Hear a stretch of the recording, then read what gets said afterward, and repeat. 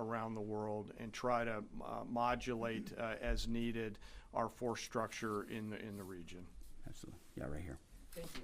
What communications are being sent to the Iranians right now, and is there any possibility of diplomacy now or in the coming days?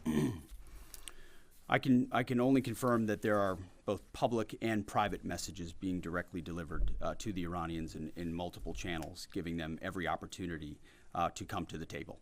They understand precisely what the American position is, precisely what steps they can take to allow for peace, and we hope they do so. Yes? The president may not want an open-ended conflict. The Iranians may disagree. Are you prepared for a protracted war?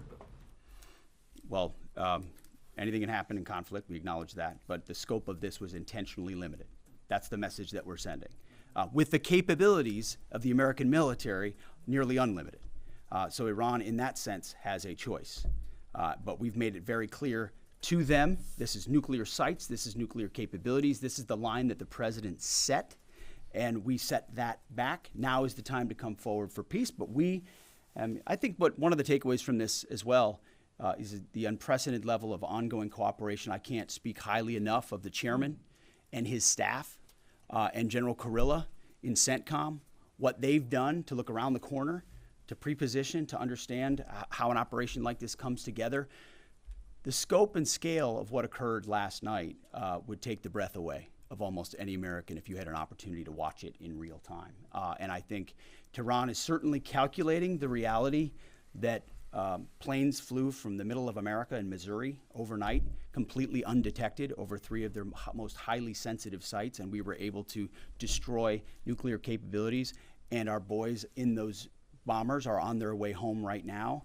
We believe that'll have a clear psychological impact on how they view the future, and we certainly hope they take the path of negotiated peace. But I could not be more proud of how this building operated, of the precision, the sensitivity, and the professionalism of the troops involved in this effort. I will take one more. We'll take one more question. Yes, right there.